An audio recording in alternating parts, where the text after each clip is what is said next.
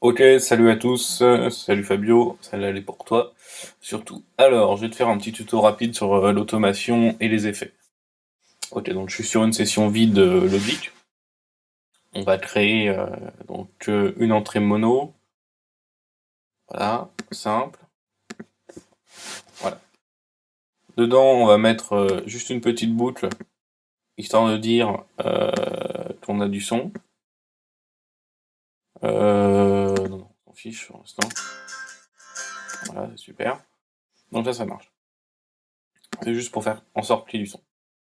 Alors, nous, ce qui nous intéresse, c'est comprendre un petit peu quels sont, donc comment marchent les effets rapidement, et surtout comment on va les assigner juste à certains moments, par l'automation. Alors, on va dire que pour cette guitare acoustique, on va lui insérer un EQ, voilà. Alors, on va faire boucler ce son là. On va dire que tu entends une bosse. Et on va mettre un coup de basse. On va passer de ça à ça. Voilà. On va dire qu'on veut faire intervenir ce changement-là de temps en temps, hein. Et on va aussi faire en sorte qu'il parte dans une reverb. Pour ça, je fais plus une reverb mono. Entrée, bus 1. Ok. Et ok. Donc, ma tranche, ma reverb qu'on va nommer reverb. Enfin, mon auxiliaire dans lequel on va mettre ma reverb. Et on va mettre ma reverb tout de suite, n'importe quoi. Voilà, très bien. Mix 100%. Super. Ok. Si je veux que ma guitare vienne dans ma reverb, un peu de son. Si je veux que ma guitare vienne dans la reverb, qu'est-ce qu'il faut que je fasse? Je fais un départ qui va dans le bus 1. Donc, tranche, bus 1, ça revient ici, et ça rentre dans la reverb, et ça repart sur le master. Donc,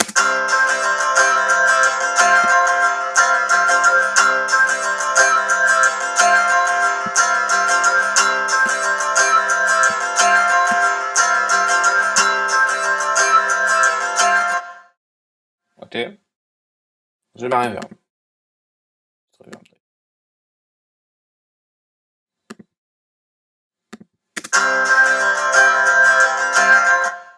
Ok, ouais. C'est pas une belle reverb, c'est pas intéressant, on s'en fout. On n'est pas là pour, on n'est pas là pour ça.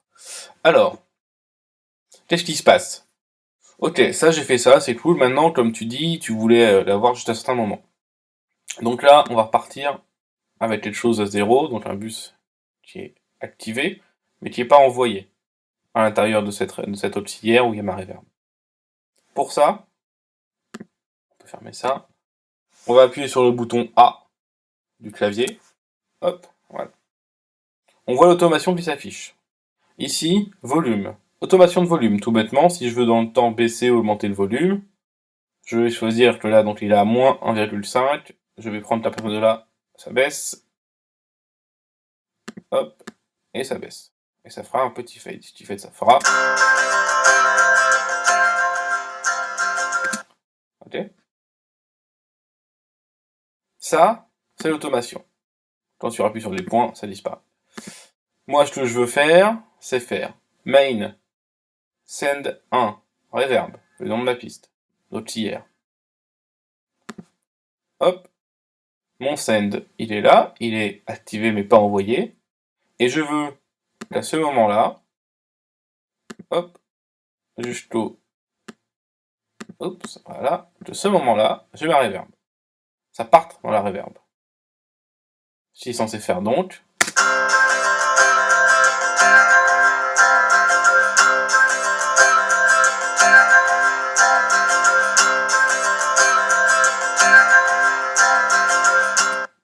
D'accord? Voilà. Pareil, si je veux ouvrir, comment dire, insérer ou pas mon EQ, je peux lui dire insère 1 bypass, puisque mon EQ c'est le premier insert de ma tranche. Insert 1 bypass. Et lui dire OK. Hop, à partir de là, tu es bypassé. Oups, excusez-moi. À partir de là, n'importe. Voilà. Et donc, là, mon insert, il y est. Il disparaît et ma reverb est allumée. Hop, elle redescend. Il disparaît, ma reverb est mise. Hop, elle redescend, hop, elle revient. Voilà. Je peux appuyer dessus et couper le bypass. Et donc remettre les tuyaux pour la dernière demi-temps qui est là. Voilà. J'espère que c'est clair. Tu appuies sur A, ça revient, tout disparaît, c'est beau. Voilà. Voilà, il faut un peu de temps pour se faire l'automation, mais c'est ce qui va te permettre de tout régler, chaque paramètre. Hein, puisque si on revient dessus, si tu vois, tu peux faire Channel EQ et chaque bouton, si tu veux, chaque réglage de EQ peut être réglé dans le temps, peut être changé. Pareil pour la reverb, tu peux choisir d'afficher ici ta reverb et de faire une automation. Voilà. Voilà. Et ben j'espère que voilà, tu essaies une piste d'arrangement. Et là, ma reverb elle revient. Hop, LOL de verbe. Et là je peux choisir les réglages de ma reverb dans le temps. C'est-à-dire que je peux changer par exemple le pré-délai par exemple de ma reverb dans le temps. C'est-à-dire que là, par exemple, elle part à 28, le pré-délai passe à la 84.